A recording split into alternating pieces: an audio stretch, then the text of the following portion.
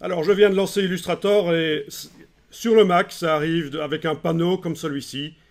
Ça, c'est l'application flottante, c'est-à-dire que je peux la faire passer d'un écran à l'autre.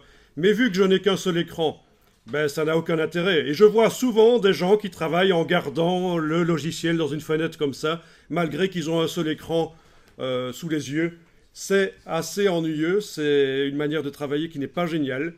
Alors je vais aller, et vous allez faire aussi dans le menu fenêtre, vous allez décocher l'option cadre de l'application. Et là, vous retrouvez le logiciel.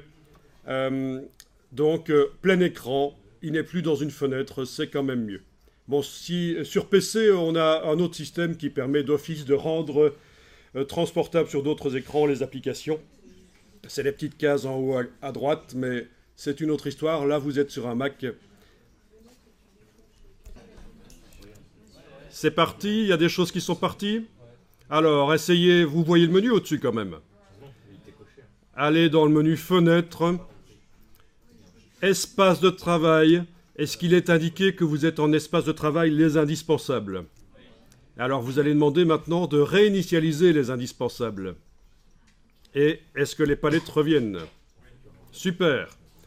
Alors, remarquez que j'ai remis à 0 Illustrator, mais les positions des palettes, etc. ne se remettent pas à 0 dans Illustrator. Par contre, les réglages d'outils sont tous à 0, ça c'est certain. Et donc, moi, j'ai déjà ma palette des outils en 2 colonnes, et vous pas. Bah, faites-la passer en 2 colonnes, parce que sinon, pour la suite, ça va être très difficile pour vous. Ce sera mieux en 2 colonnes, parce qu'on va avoir des échantillons couleurs plus grands. Et voilà. Alors, je vais faire passer ici l'interface en plus clair pour la démonstration, mais vous n'êtes pas obligé de le faire. C'est juste pour la projection, ce sera plus clair. Vous allez dans le menu Illustrator en haut à gauche, dans Préférences, et vous allez chercher Interface utilisateur. Et vous allez choisir ici la luminosité. Par exemple, moi je vais prendre très clair, mais vous pouvez prendre tout à fait autre chose. C'est pas un problème, vous pouvez rester avec l'interface sombre.